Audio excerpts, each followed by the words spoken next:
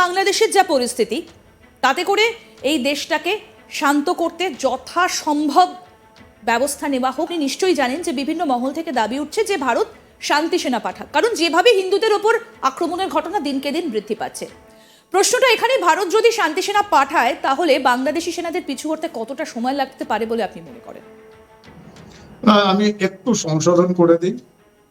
ভারত বা কোন রাষ্ট্রই অন্য কোন স্বাধীন রাষ্ট্রে শান্তি সেনা পাঠাতে পারে না।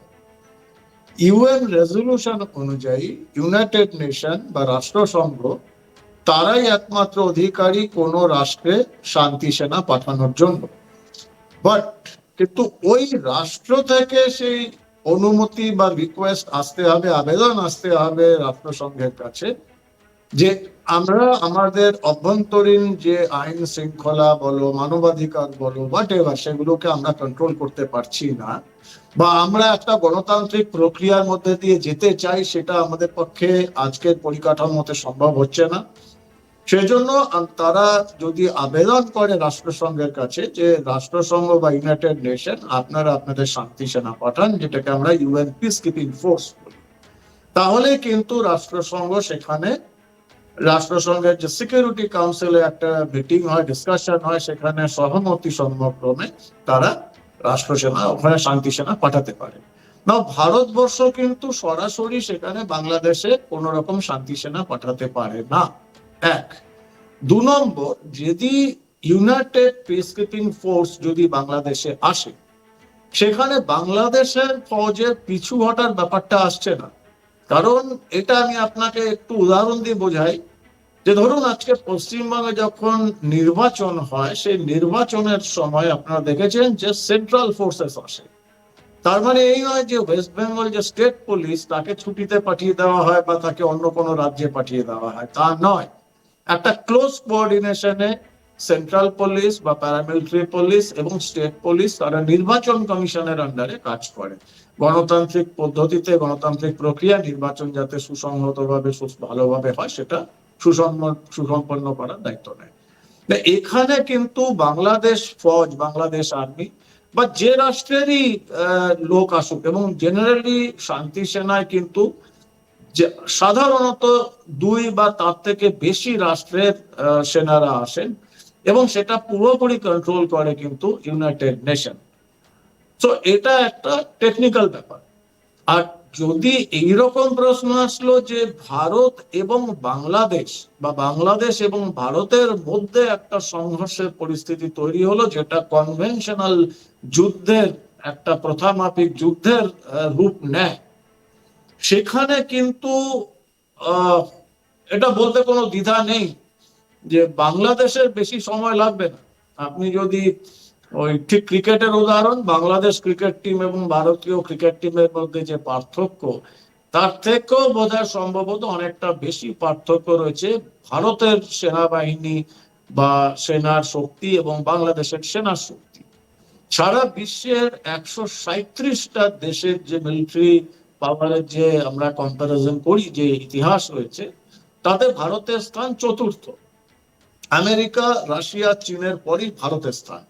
আর সেখানে বাংলাদেশ আর্মির বা বাংলাদেশের সামরিক শক্তি স্থান 37 নম্বরে। আশা করি আমি তুলনাটা বোঝাতেই পারছি। এটা হচ্ছে বাস্তব পরিস্থিতি।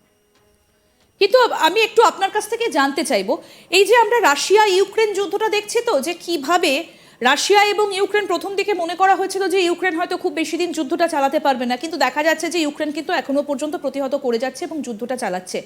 তার কারণ যে প্রচ্ছন্ন মদত রয়েছে অনেকগুলো দেশের ইউক্রেনের পেছনে, যেটা কূটনৈতিক বিশেষজ্ঞরা বলে থাকেন।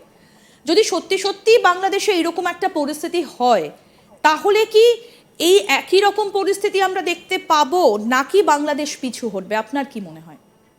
দেখুন, মানে ব্যাপারটা হচ্ছে যে ইউক্রেনের পরিস্থিতিটা একটু অন্যরকম। ইউক্রেন প্রবলভাবে চাইছে যে ন্যাটো গোষ্ঠীভুক্ত হতে, এবং সেটা ন্যাটো গোষ্ঠী, যেটা ন্যাটোতে তো বেসিক্যালি আমেরিকা, এছাড়া ব্রিটেন, ফ্রান্স, জার্মানি, ইটালি, ইউরোপের যে দেশগুলো রয়েছে তাদের হচ্ছে ন্যাটো গ্রুপ।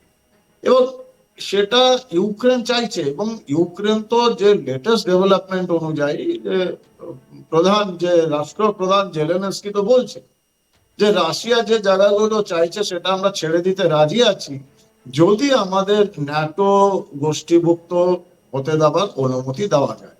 এটা হচ্ছে জেলেনস্কি বলছে।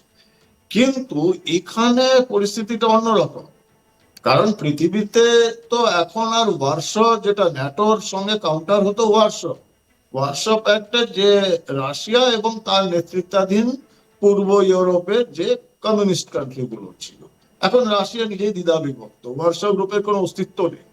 তো সেরকম ভাবে বলা যেতে পারে যে আগে পৃথিবীতে দুটোই ছিল, ন্যাটো ওয়ারশ। এখন তো প্রচুর হয়ে গেছে, ব্রিক্স থেকে, কোয়াড থেকে, কিন্তু অধিকাংশ যে গ্রুপগুলো G18, G20, এগুলো সমস্তই কিন্তু উন্নয়ন এবং ডেভেলপমেন্ট, উন্নয়ন এবং কূটনৈতিক দত্তের জন্যই এই গ্রুপগুলো তৈরি হয়েছে। সো মিলিটারি পাওয়ারের জন্য কিন্তু কোনো গ্রুপ নেই, এবং নন অ্যালায়েন্ড মুভমেন্টও এখন বলতে গেলে নেই।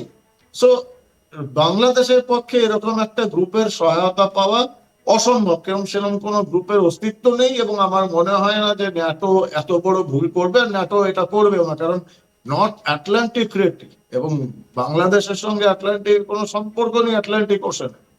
সো বাংলাদেশ অন্য রাষ্ট্র থেকে সরাসরি সাহায্য পাবে না, হতে পারে চীন সাহায্য করতে পারে। এক্স্যাক্টলি, আমি এইখানটা একটু জানতে চাইবো, কারণ একটা জাহাজ যেটা করাচি থেকে এসেছিল চট্টগ্রাম বন্দরে, সেটা মনে করা হচ্ছে যে সেটা চীন পাঠিয়েছিল, অনেকেই সেটা বলছেন বিশেষজ্ঞরা। তো তাহলে কি সেই পরিস্থিতিটা এবার চোখের সামনে আস্তে আস্তে জল করে উঠছে কি? না দেখুন, চীন পাঠিয়েছিল মানে ওটা তো ঘটনা যে চীনের থেকে জাহাজটা এসেছে করাচি বন্দর থেকে এসেছে চট্টগ্রাম, এবং তাতে বেশ কিছু লোক এসেছেন, 50-60 জন। লোকে বলছে, তা এটা পক্ষে বা বিপক্ষে দুদিকেই কোন রকম কিন্তু সলিড প্রুফ নেই। লোকে বলা হচ্ছে যে পাকিস্তান রেগুলার আর্মির কিছু স্পেশালিস্ট, ISI কিছু স্পেশালিস্ট তারা এসেছেন, এবং বাংলাদেশে বিশেষ করে যে এই মুজাহিদদের বা জিহাদিদের ছেড়ে দেওয়া হচ্ছে বা যারা জেল ভেঙে পালাচ্ছে, তাদের প্রশিক্ষণ দেওয়ার জন্য যে ভারতবর্ষের মাটিতে কি করে তারা সাবোটাজ অন্তর্ঘাত গুলো চালাতে পারে, বা বাংলাদেশের যে এখন যে একটা গণ অভ্যুত্থানের পরিস্থিতি তৈরি হচ্ছে, সেই গণ অভ্যুত্থানে কি করে তারা এই ইসলামিক ফান্ডামেন্টালিস্ট গ্রুপ, যে সাম্প্রদায়িক শক্তিগুলো, সন্ত্রাসবাদী গ্রুপ, তাদের কি করে সেটাকে আরো এগিয়ে নিয়ে যেতে পারে, সেই জন্য পাঠিয়েছে। তো এটা কোনো ডাউট নেই, সন্দেহ নেই যে চীন রয়েছে পেছনে, বাট সরাসরি চীন এর মধ্যে ঢুকবে বলে আমার এক্ষুনি মনে হয় না। বাট আনকনভেনশনাল ওয়েতে ডেফিনেটলি চীন বা পাকিস্তান তারা সাহায্য করবে। তবে পাকিস্তানের এখন সেই সাহসও নেই, সেই স্পর্ধাও নেই, সেই ক্ষমতাও নেই যে ভারতের বিরুদ্ধে আরেকটা নতুন করে যুদ্ধে ইনভলভ হয়ে যাওয়ার। সেটা আমার মনে হয় না। পরোক্ষভাবে চীন সাপোর্ট করতে পারে, সামনাসামনি এসে করতে পারবে না।